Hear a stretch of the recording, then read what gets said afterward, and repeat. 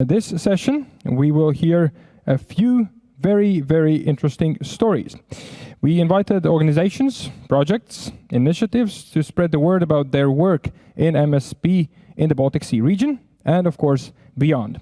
In total, you will hear 8 inspiring stories, 8 pitches, presented by 8 very inspiring personalities, and each of them will get 7 minutes. Of course, 7, because we all have heard the idiom and from the childhood heard the stories of Simbad sailing the 7 seas and Magellan doing the same. So 7 will be the key factor. So 7 minutes will be the time given to each of the pitches to sail the 7 seas, in this case, with their pitch.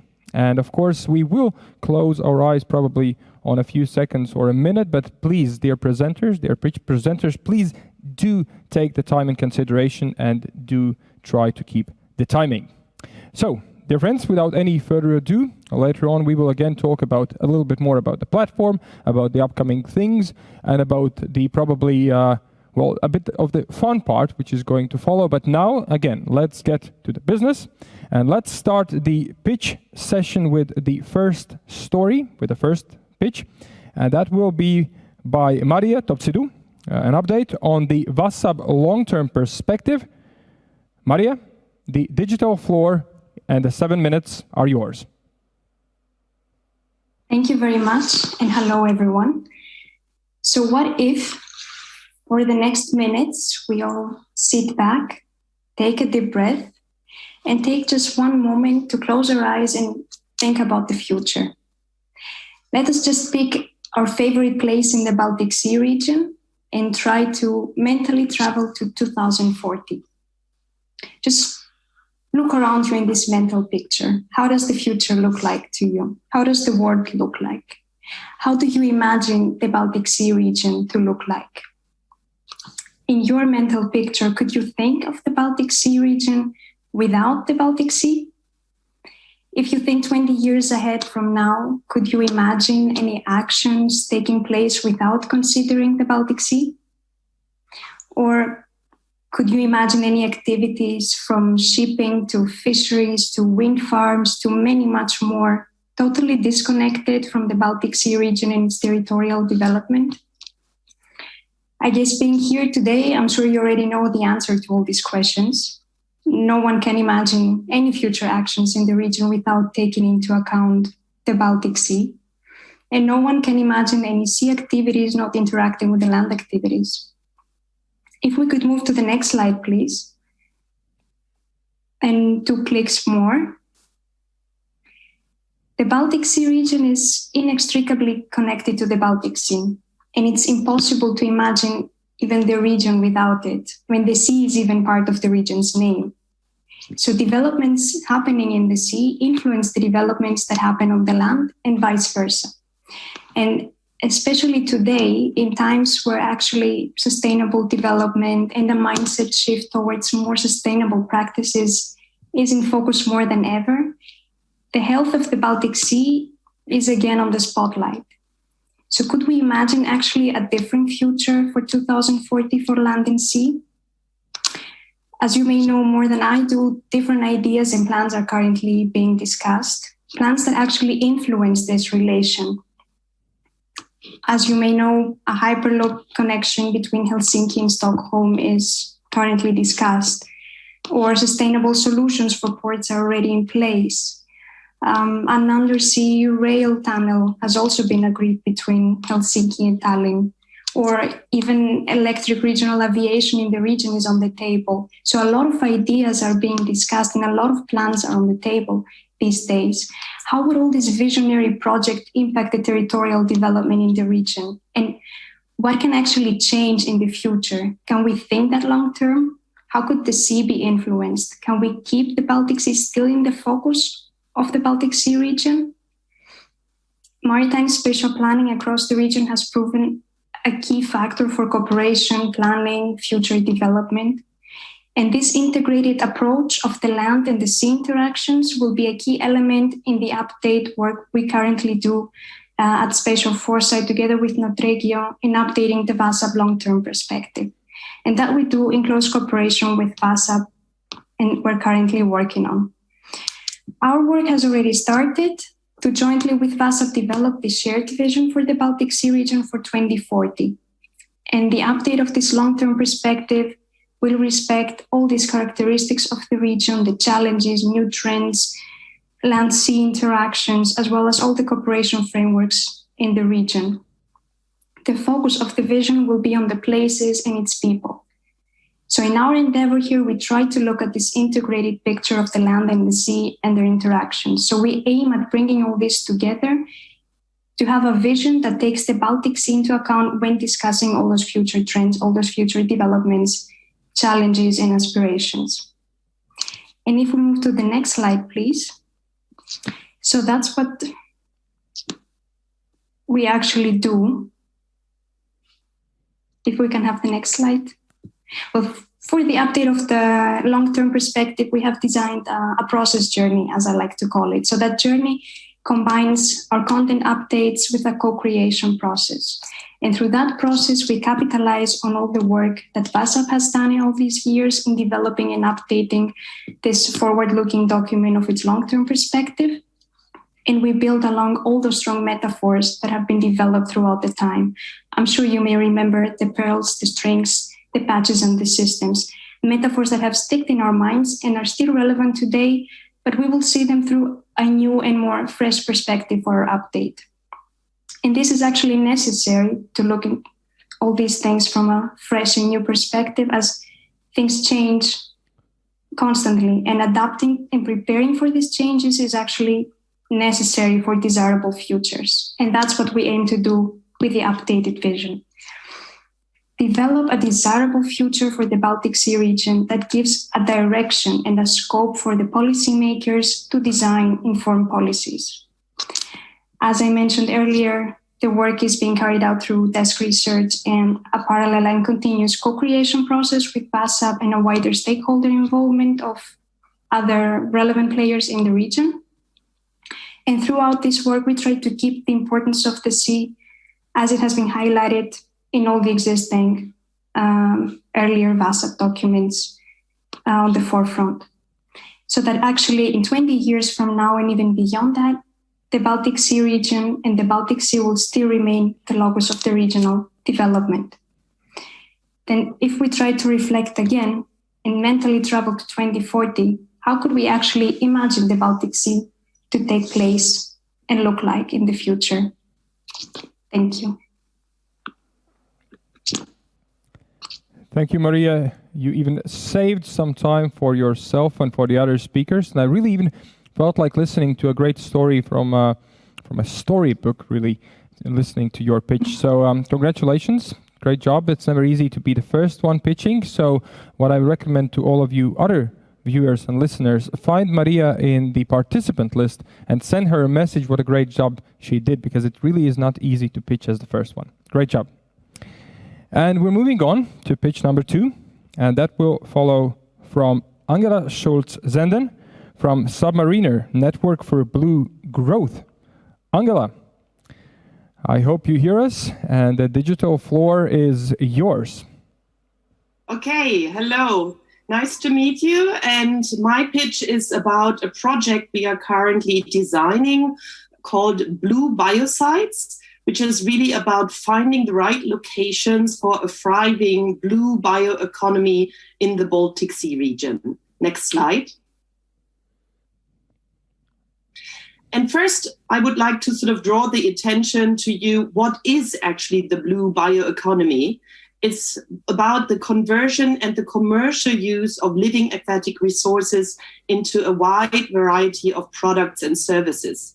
And here we are not only talking about the fish, but we are also talking about algae, about mussels, about bacteria, about fungi. And what is the beauty about them is that they do not sort of only develop into products, not only food, feed, but also biomaterials, but that they also create new jobs and opportunities, also in remote coastal areas. And what is ever so important in the decade of climate change, that it's also providing very important ecosystem services, such as CO2 uptake, nutrient uptake, clean beaches, new habitats, etc. Next slide. And so you can see that the blue bioeconomy is actually expected to play a big role in the European Green Deal, and the challenges you can see here for yourselves being an answer to overfishing, biodiversity loss, climate change, plastic pollution, and what is so important in the Baltic Sea, also in terms of the battle against eutrophication.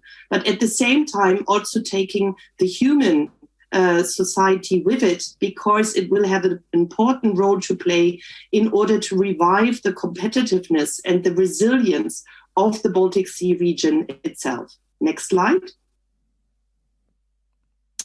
But the current situation is that the blue bioeconomy is currently still just a little drop in the overall blue economy, as well as being also just a little drop in the overall bioeconomy, where there is much more, currently ongoing in the terrestrial, in the forests, etc. So the ambition has to be to really increase the role of the blue bioeconomy. Next slide. And what we have seen over the past in a report we have undertaken last year is that in the Baltic Sea region, it is actually the case that it's no longer research. We have a lot of proof of concepts that algae and mussel cultivations are possible, that there are aquaponics, but also that there are cost-effective nutrient removal facilities. But, next slide.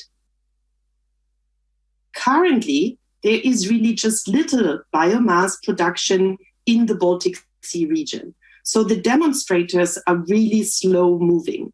And why is this so? It is actually very difficult to get the licenses to identify sites for the blue bioeconomy.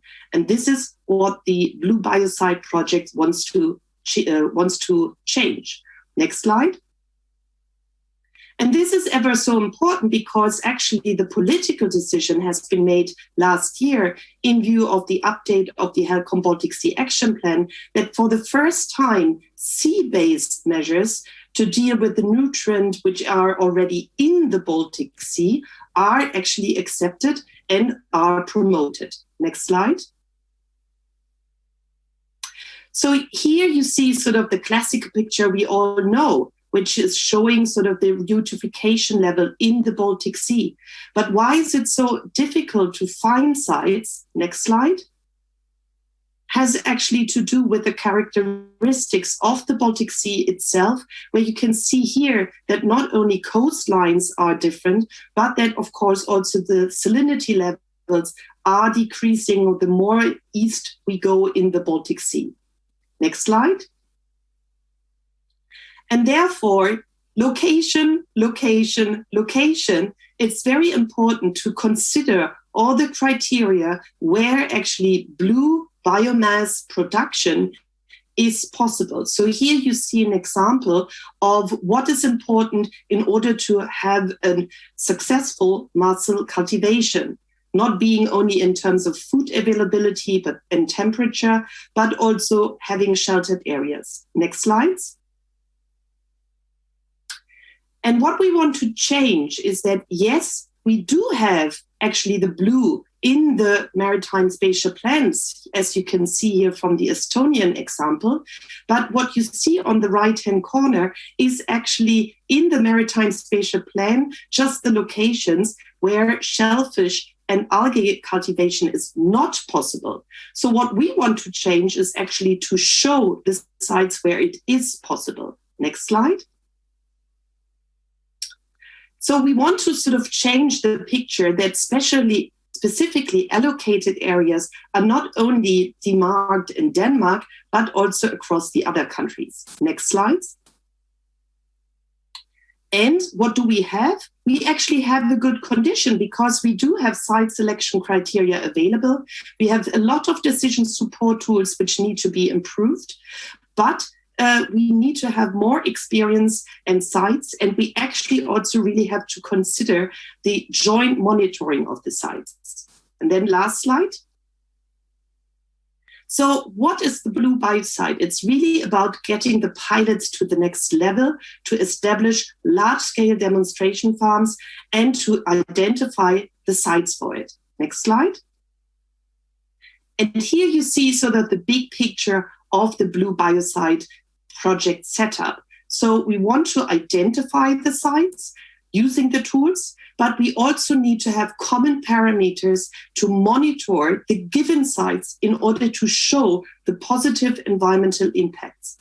And this has to be combined really with roundtables for a given region in order to sort of see the overall picture in view of creating a circular economy within a given area. And here we need sort of the joint decision. And for that, this was my last slide. And I would like to thank you. And please get in touch with us if you are interested after this pitch. Location, location, location, and timing. Yours was perfect, Angela. Thank you for a great presentation, great pitch, and expanding our horizons on the BlueBioSites. We are moving on to pitch number 3. And in this pitch, we will find out more about the Baltic Offshore Grid Initiative, and the insight will be shared by Priit Heinla. Welcome, Priit. Yeah, thank you. Thank you for having me. So my pitch is about an idea to maximize the energy potential of the Baltic Sea.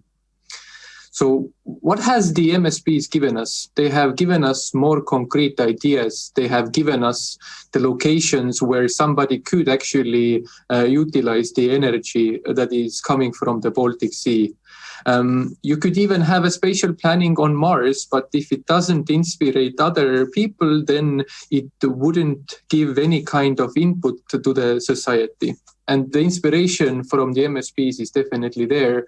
The locations where the energy potential can be used are indicated, and what it has given is given the start to the Baltic Offshore Grid Initiative. So what is the Offshore Grid Initiative?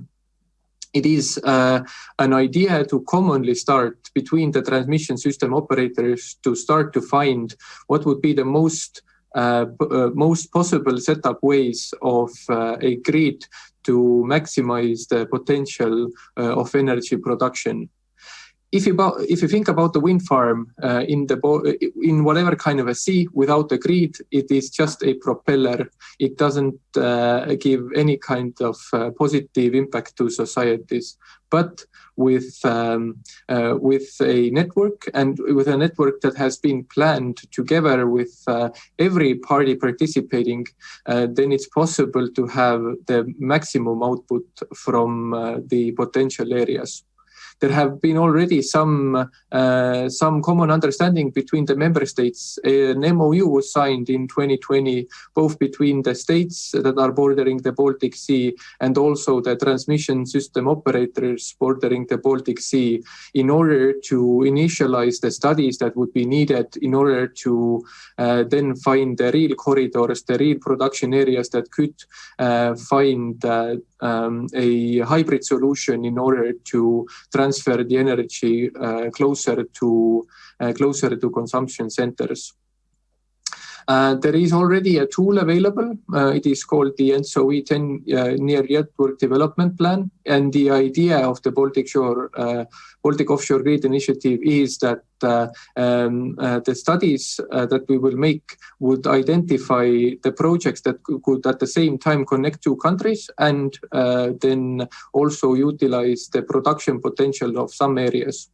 If you take, for example, Estonia, we have a big chunk of the sea, but our population makes up only a fraction of the population that is around here, and our consumption is quite small. So at the same time, when the areas where the production is big, we could utilize the network that would be in the sea to transport the energy from our areas, not onshore directly and then congest our grids, but to go offshore and go to consumption centers, maybe in Sweden, maybe in Germany, maybe in Poland. At the same time, also the same thing has been brought up in the European Commission, that there should be sea basin specific Greek development plans. It is already mentioned in the coming 10E regulation, meaning that the idea that the MSPs have given let's say the background of the idea that the MSP is given to have a more coherent planning, to have a more holistic view, not only country-based, but also to look at sea basin-specific areas, has been developed with the Baltic Offshore Initiative. And if you go to the next slide.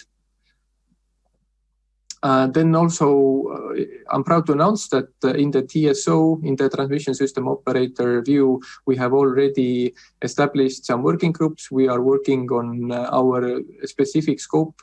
And I guess that all of you might recognize some of your colleagues here from the grids that you in the MSP process were involved with.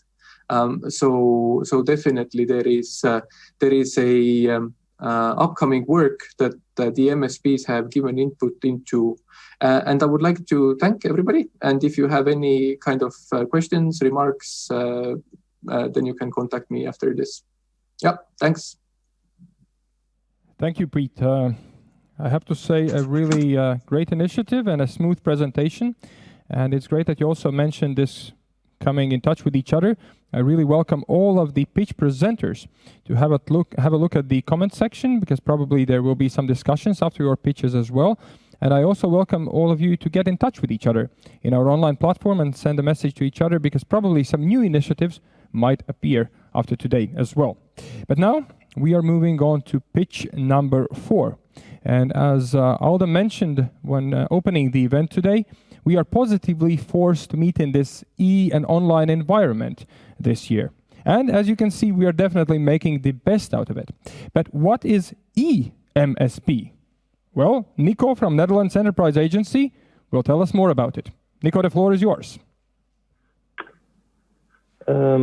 Thank you very much, and thank you for having me here. I'm Nico Buytendijk. I am Program Manager at the Netherlands Enterprise Agency, which is part of the Ministry of Economic Affairs in the Netherlands. And I would like to take you on the upcoming Maritime Spatial Planning project, which is eMSP for the Northern Baltic Seas region. And eMSP means Emerging Maritime Spatial Planning. So next sheet, please. As most of you know, MSP has been developed since 2014, and this year in March was the deadline for all EU members involved to send the MSP plans to the European Commission. And when you look at the year of MSP, you can see a lot of activities take place at sea. Think shipping, fisheries, oil gas extraction, but also sand extraction for coastal protection. That's of course really important in the Netherlands. And we need to find an effective and sustainable and safe way to coordinate all these activities. Not only within our country's own coastal areas, but especially across sea basins, and not just today, but also for the next coming decades. And that's something MAREA also said, we have to look forward and not only to what's happening today. Maritime Spatial does exactly that, as you know. It makes sure that conflicts between various sectors are not just solved, but prevented, and where to place underwater cables without hindering shipping, for example, or how to develop large wind parks, which is happening today, while keeping fishing activities profitable, or as profitable as possible. It's a complex puzzle, but with good planning, there's a solution to satisfy everyone. And in short words, MSP is about developing and maintaining a balance between all activities at sea. Next sheet, please. As I just mentioned, this balance is further under pressure due to a number of factors. And an important space-demanding new player is offshore wind energy. And they are going to ask for massive amounts of space at sea. This is needed to meet the climate goals. For example, it's necessary to go through an energy transition. with the aim of a carbon neutral economy for from 2050 onwards. One sheet back, please. Yeah, okay. Part of the solution is offshore wind energy, and what I said, this is going to require a lot of space necessary, and it's necessary to take this into account in our MSPs. Next sheet, please. MSPs play an important role when it comes to maintaining this balance, like I just said, between the existing use of space and the new use of space. But also when it comes to responding to developments that directly or indirectly affect our sea basins. And for example, the European Union's ambition to grow towards a competitive, clean and resource-efficient economy will certainly have an impact on the current use of our seas, but also consider climate change, for example, and other measures needed to mitigate this. This is really going to affect our MSPs, I think. Next sheet, please. Okay. We want to take on this challenge together. We are going to start a project together to tackle all these challenges for the North and the Baltic Sea. And we are going to use the climate of the Green Deal used to mitigate climate change to tackle these problems. So we are going to set a base line with climate change and Green Deal as a base. What are the future developments? And we are going to use these topics to build on our existing MSPs and expand them towards a climate-proof MSPs. Next sheet, please. I'm going much faster than I thought. And we are going to do this together with 9 countries and a total of 15 partners. And VASAB and Noordregio are also part of this project. And we're really proud to have this consortium, so to speak. It consists of the Netherlands, Denmark, Belgium, Finland, France, Germany, Latvia, Poland, and Sweden. So it's quite a lot of countries over both sea basins. So we're really proud of this. Of accomplishing this together. And we are going to use, as I said before, climate change. What are the effects of climate change and how do we have to mitigate that? And the Green Deal, which can help with that as a baseline. And we're going to work on learning strands, as we call them. You can see them on the sheet. One of which is ocean governance, ecosystem-based approach in MSP. So what are the boundaries set by the ecosystem and what kind of use can we incorporate in MSPs? Boosting the sustainable blue economy. Angela also said something about that. It's about the existing blue economy, making it more sustainable, and new kinds of sustainable blue economy, like seaweed or offshore shellfish farming, but also floating solar cells, for example. It's also, of course, about a system for monitoring and evaluation. So what is the impact of current use? What kind of use are we going to see in the future? And what's the combined impact on that one? A system and of course, sharing data, information, and communication technology. And I'm going to be real quick about this, but we are going to set up a community of practice for this project. Which is an interactive network in which we share knowledge, identify developments, and develop solutions for the challenges we face. And the common goal is to further future-proof MSPs in the North Sea and the Baltic Sea. So really looking forward to this one. So thank you for your attention and hope to see you again in the future. Nico, well done, and time well spent and well used. And speaking about time really flies. Already 4 great pitch presentations we have heard, and 4 more to come. And I'm thrilled that the next one will be presented live here on the stage in Riga. Dace Strigune from Baltic Environmental Forum Latvia.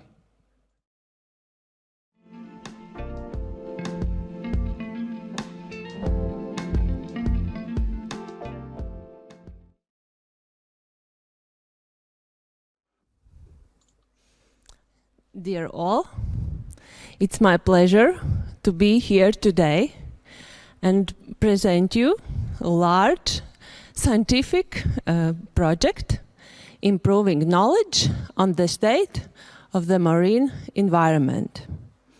And in my presentation, I will introduce you with the project, its aim, and main activities. So, project in brief. It's financed by European Maritime and Fisheries Fund, led by Ministry of Environmental Protection and Regional Development of the Republic of Latvia. There are several scientific institutions contracted in order to implement the main activities. But Baltic Environmental Forum Latvia is giving consultative support for the smooth implementation of the project. And we started already several years ago, so many things has been done, and still we have 1 year in front of us to finalize, to make conclusions, and wrap up.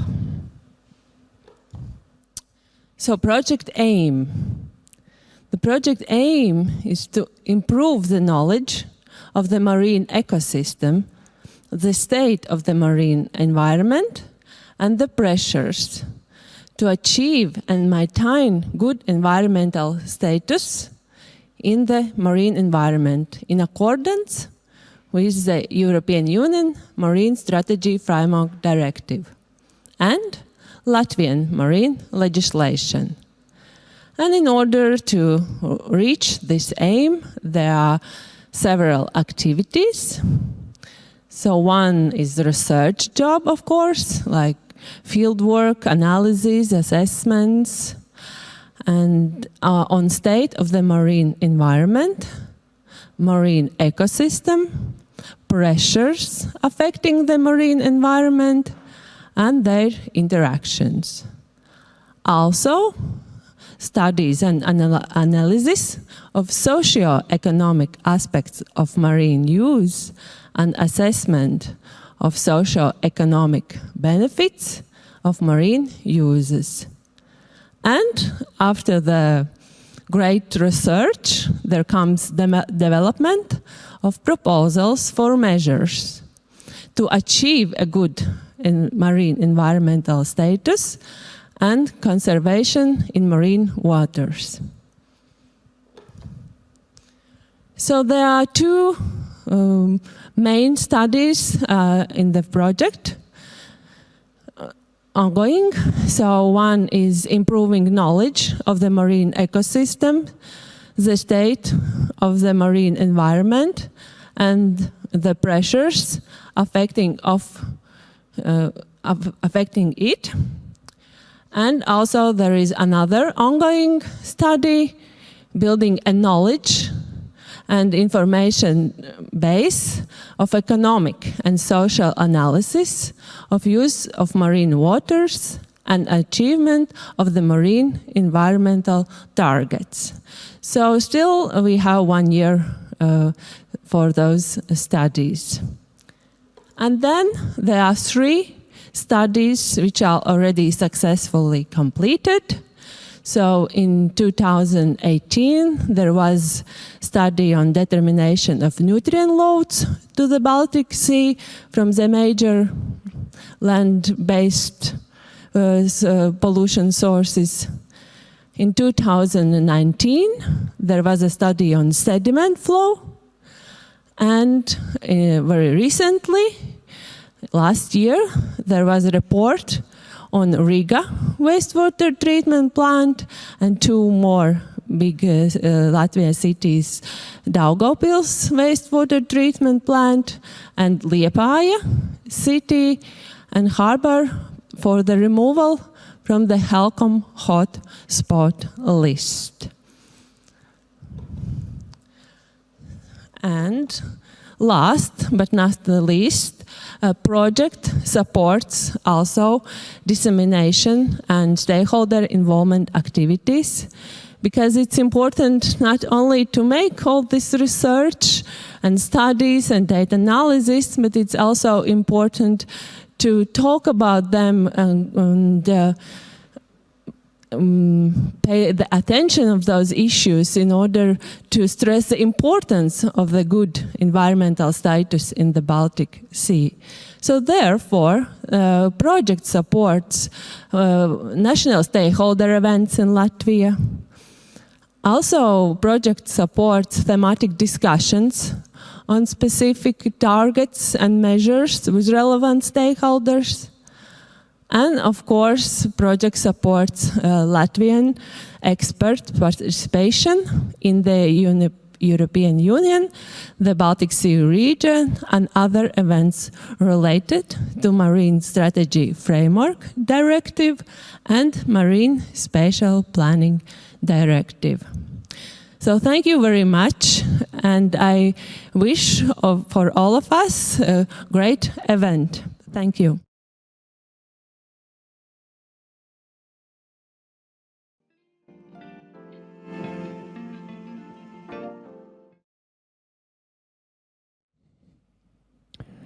Thank you, Dace, for a sharp pitch and making me feel less lonely here in the studio in Riga. But for the next pitch, pitch number 6. If you don't know what the MAREA project is, listen carefully to Agnese Reķe.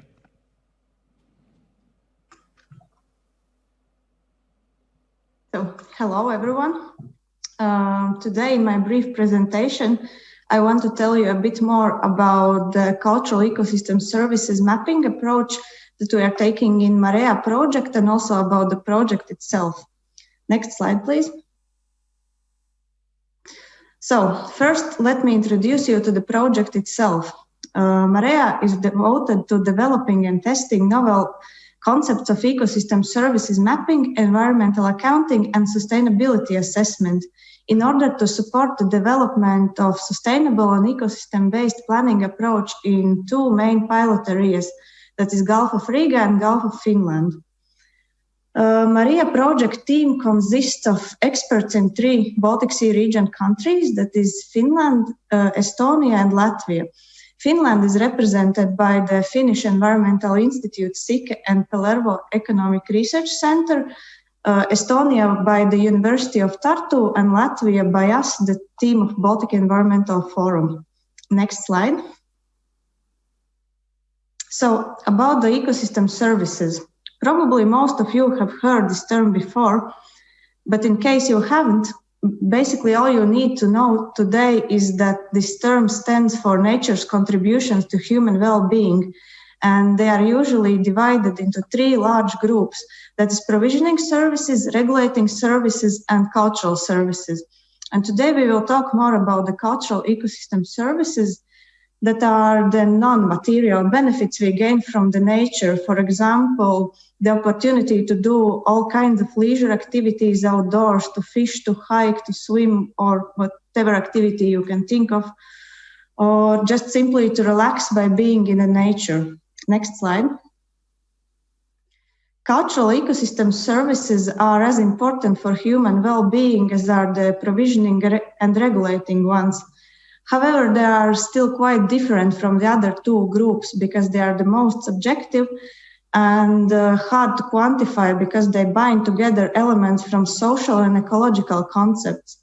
If nowadays mapping of regulating and provisioning services is becoming more easy because of the growing availability of environmental data and more and more advanced modeling techniques, mapping of cultural ecosystem services is still quite a challenge because it requires more than just environmental data.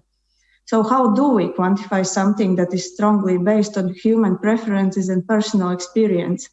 Next slide. In this challenge, participatory GIS or Geographic Information System surveys come in handy. So what are participatory GIS surveys?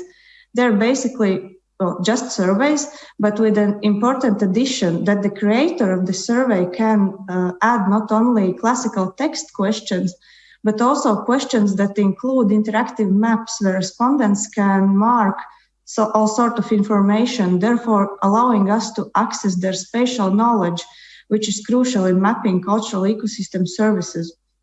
I will try to illustrate the relevance of this method more by the example we are developing in MAREA together with our colleagues from Tartu University.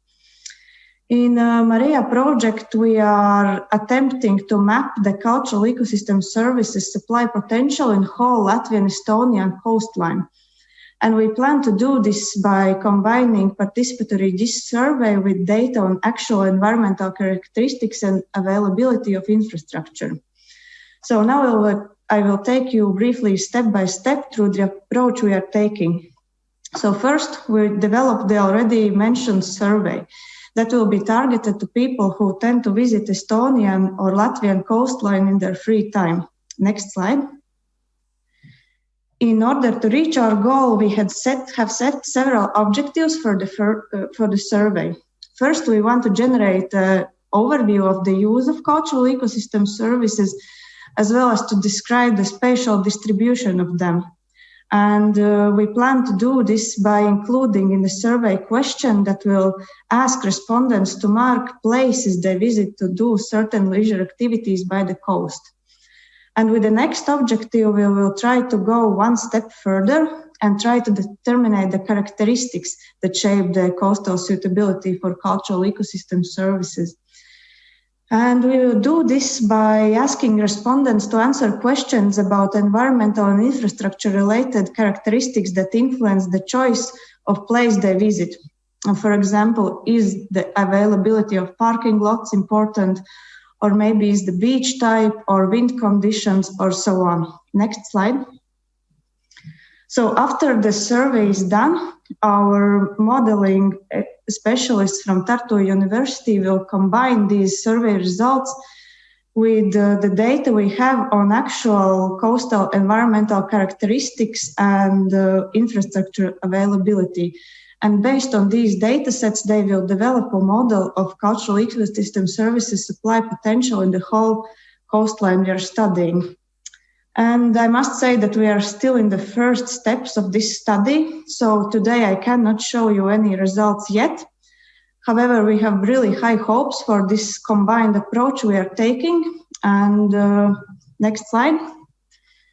If you are interested in knowing more on what we do with mapping of cultural ecosystem services or other MAREA activities, I invite you to follow the project news on the website you see in this slide, that is marea.balticseaportal.net, but also follow our news on Twitter. That's it from me today. Thank you for your attention. And thank you from our side for a great pitch and perfect timing, Agnese. We're moving on, pitch number 7, and 7 minutes to Bettina Käppeler from Federal Maritime and Hydrographic Agency. Bettina, the floor is yours. Yes, hello. Thank you for this introduction. Today I would like to raise interest in the German revision process for our MSP. Next slide, please.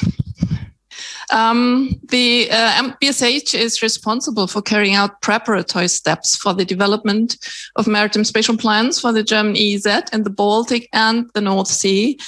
And we're doing this for the responsible ministry, which currently still is the Federal Ministry of the Interior, Building and Community. And we are currently on the way from the first MSPs, which you see on the left, which date from 2009 for the German EEZ, and to a more comprehensive plan, new plan, which you see on the right as a first draft, which we have published in September 2020. So this already looks a bit different from the first plans. I would like to lead you a little bit through our process. The next slide, please. So this shows our schedule and process at a glance. We have started the process with a baseline report that includes an evaluation of the process. which has been leading to which has led to the plans from 2009. And it included the content and implementation of the initial plans and an overview of the current framework and conditions for the update and the updating of the plans.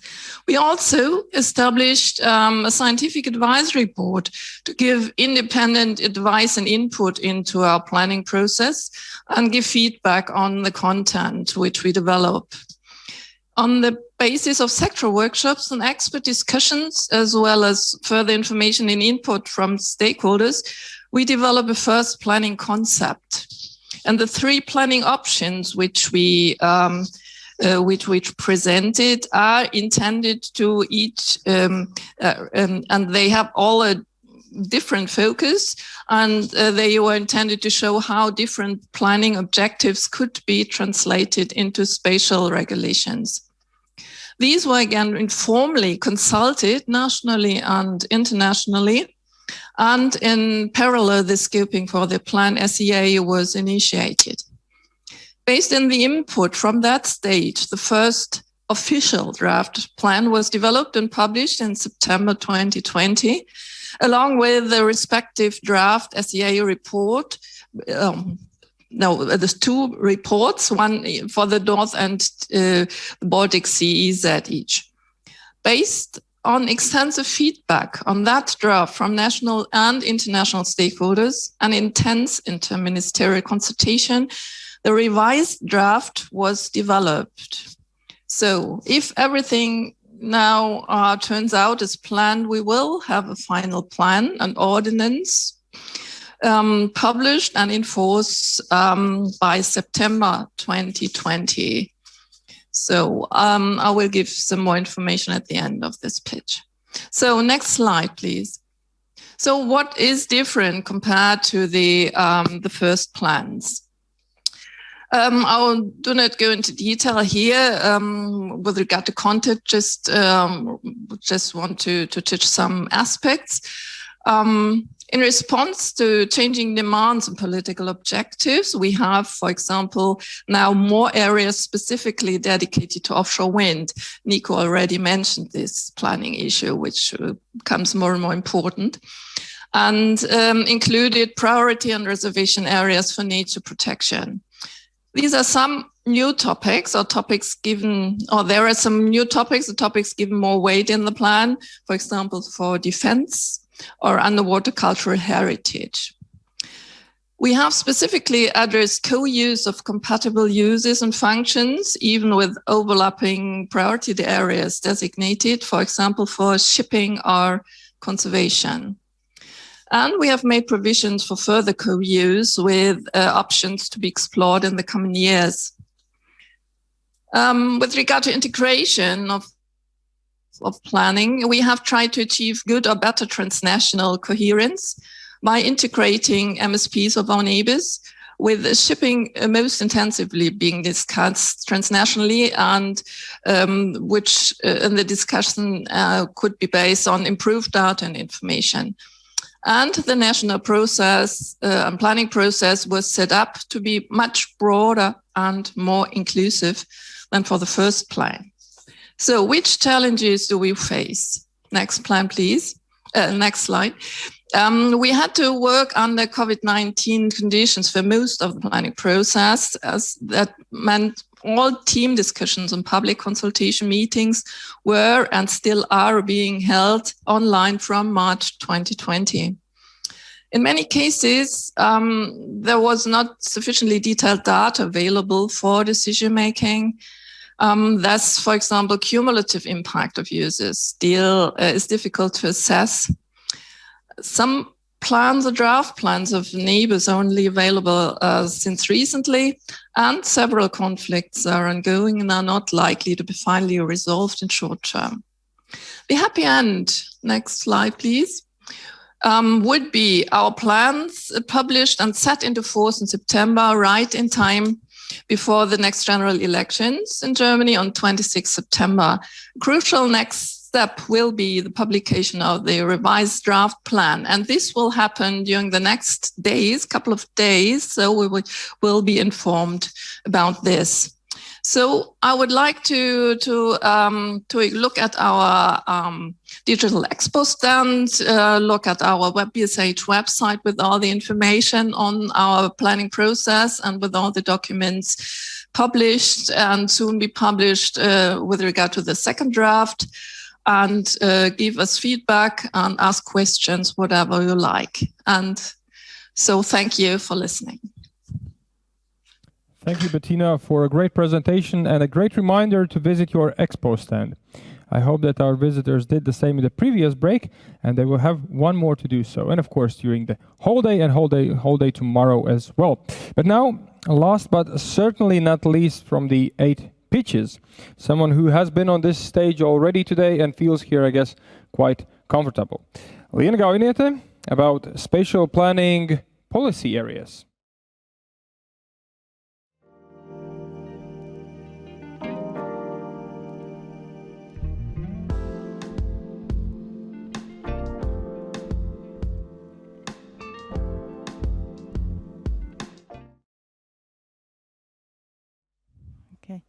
Thank you, Edgars, and good afternoon, everyone, once more. It's indeed my pleasure to be here.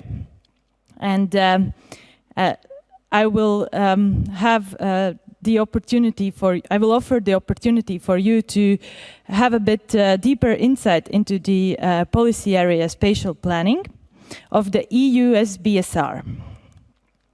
So, to be on the safe side, let me once more remind you that the abbreviation EUSBSR stands for the European Union Strategy for the Baltic Sea region.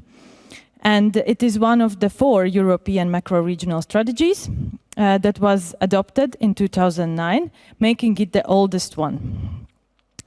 The strategy is implemented within 14 policy areas, and one of those is the policy area spatial planning. Aim of this policy area is to increase territorial cohesion in the region. Until 2030, it shall be better integrated, more coherent, as well as the socio-economic divides shall be reduced. Spatial planning is horizontal and overarching by its nature, which means that the policy area is collaborating and supporting many other policy areas, and also spatial data is collected in many of those. The action plan of the EU strategy currently has more than 40 actions, and 2 of them are dedicated to spatial planning. The first is to strengthen territorial cohesion in the Baltic Sea region through land-based spatial planning. And the second is to ensure coherent maritime spatial plans throughout the Baltic Sea. The land-based spatial planning is coordinated by VASAB and MSP jointly by HELCOM and VASAB. The coordination and implementation of the policy area spatial planning is integrated into existing network and framework created by VASAB and HELCOM. The VASAB Committee on Spatial Planning and Development steers the land-based spatial planning action of the policy area, but the HELCOM VASAB MSP working group is responsible and acts as a steering group for MSP matters. Under the HELCOM VASAB MSP working group, a data expert subgroup was established back in 2015, and it works towards more coherent data that is available across the borders in the region. Now, if we concentrate more on the maritime spatial planning, the aim of this action is to draw up and apply maritime spatial plans that are coherent and apply ecosystem-based approach, in that way contributing to the jointly agreed climate and environmental targets in the region and beyond. The transboundary coherence, which is an important aspect of MSPs and which is very high on the agenda these days, requires that the countries around the Baltic Sea cooperate very closely with each other, and that includes not only EU member states, but also the non-EU neighboring countries. And this framework altogether supports the implementation of the established joint Baltic MSP framework, and as well as the EU MSP directive. Being part of the EU strategy for the Baltic Sea region is mutually beneficial, and the strategy has a significantly broader stakeholder network beyond the usual partners of VASAB and HELCOM. And being part of it therefore enables cross-sectoral and multi-level cooperation. Policy area spatial planning has established strong ties with other policy areas, especially policy areas transport and energy. Furthermore, strategy enables policy building and linkages with wider European networks, as well as supports implementation of the global targets, like the Sustainable Development Agenda. At the same time, policy area spatial planning and maritime spatial planning as part of it are also beneficial to the strategy, providing the territorial dimension to it, as well as HELCOM and VASAB both have well-established networks with a lot of accumulated knowledge and know-how, which enables to give further dimension to the strategy. The synergies among the both frameworks allows to achieve the target of the more coherent macro region more efficiently. With this, I would like to conclude and invite you to visit the virtual expo stand of the Policy Area Spatial Planning if you are interested and want to find out more and want to reach out to ask maybe some more questions. Thank you.